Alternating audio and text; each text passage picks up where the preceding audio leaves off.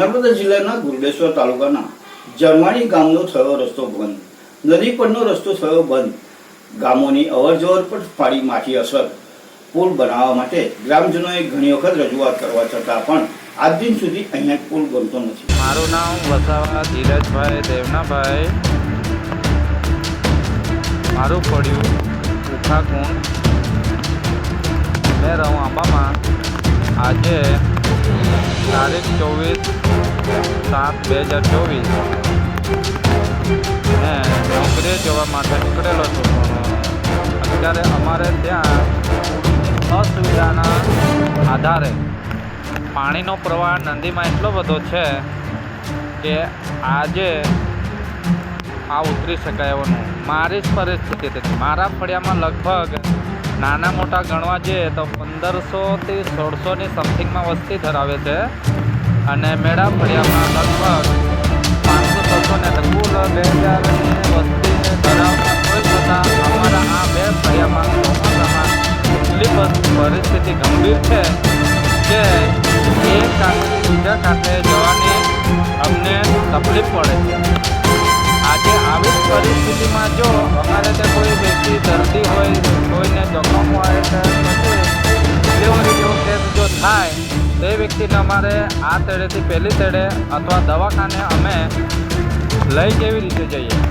જોઈ શકો છો, આ લાઈવ મેં જ આ મૂકું છું વિડીયો બનાવીને. દર વર્ષે મેં લગભગ મારી જ માને આજથી 2022માં તારીખ 22/7/2022માં જ્યારે મેં વિડીયો ઉતારી મોકલે ને એનું ટેન્ડર પાસ થયેલું છે, તોય છતાં તંત્રને જ રજૂઆત છે, તોય છતાં પણ આજ સુધી અમારે ત્યાં પુલ કે સ્લેબ નારું બન્યું નથી. સ્લેબ નારું બન્યું છે, બનાવવાનું એમ કરીને આ લોકો ટેન્ડર પાર પાડ્યું છે, પણ અમને એવી રજૂઆત મળી છે કે કોઈ કોન્ટ્રાક્ટ બનાવતો નથી. પણ કોન્ટ્રાક્ટને અપાઈ ગયેલું છે, તોય છતાં અમારે ત્યાં હજુ સ્લેબ નારું બનતું નથી.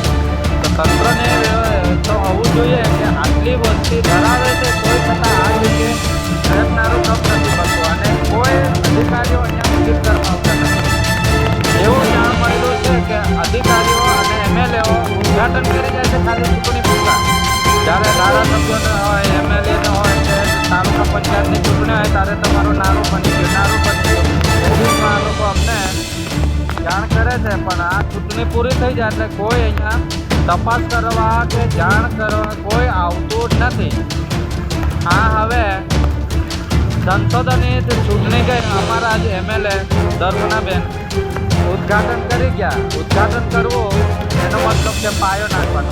ત્યારે અહીંયા તો અમારે એક ચોમાસો નીકળી ગયો, તો એ આજે આ સ્થિતિ છે અમારી. તમારે અમે તો ભારત દેશના નાગરિક ગણાઈએ છીએ. દેશ આઝાદ થયો આજે 76 કે 77 વર્ષ પૂરા થાય છે, તો અમને હક મળવો જોઈએ કે નહીં? મારું નામ વસાવા ધીરજભાઈ દેવનાભાઈ.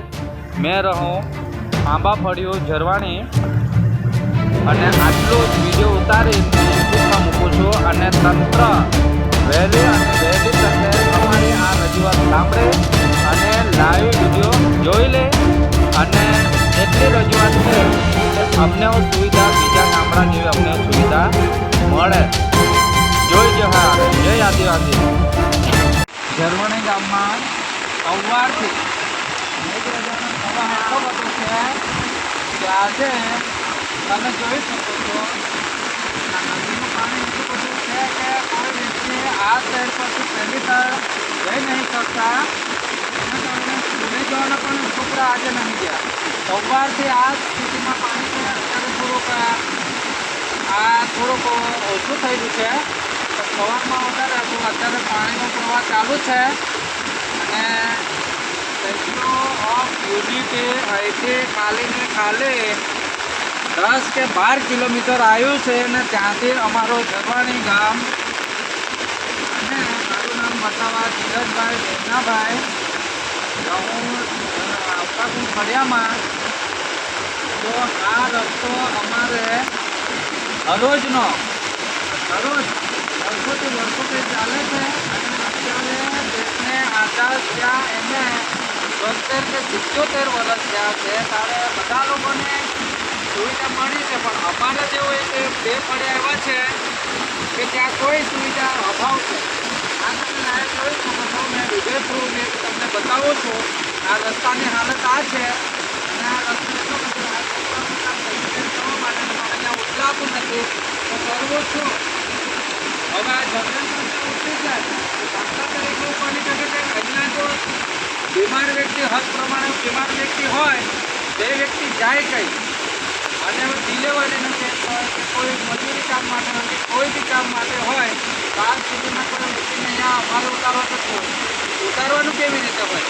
તો અમે દેશના નાગરિક છે તો અમારે એવો હક અમને જોઈએ જ નહીં કે આવી સુવિધાનો. હવે અમારે એક વાત કહેવાની છે કે ખુદની મારી માને 2022માં 21/7/2022માં અમે જે ગોળી બાંધીને ગયેલા ત્યારે અમારે એક અમારો ગ્રાન્ટ પાસ થયેલી છે. વર્ક ઓટો તૈયાર છે. એનો જે તૈયાર છે ત્યાં તો આજે 3 વર્ષ થયા છે. કોઈ છતાં આ જગ્યા પર વર્ક ઓટો પણ એ જગ્યા અત્યાર સુધી અમારે ત્યાં કોઈ અહીંયા કામગીરી થયેલી નહીં.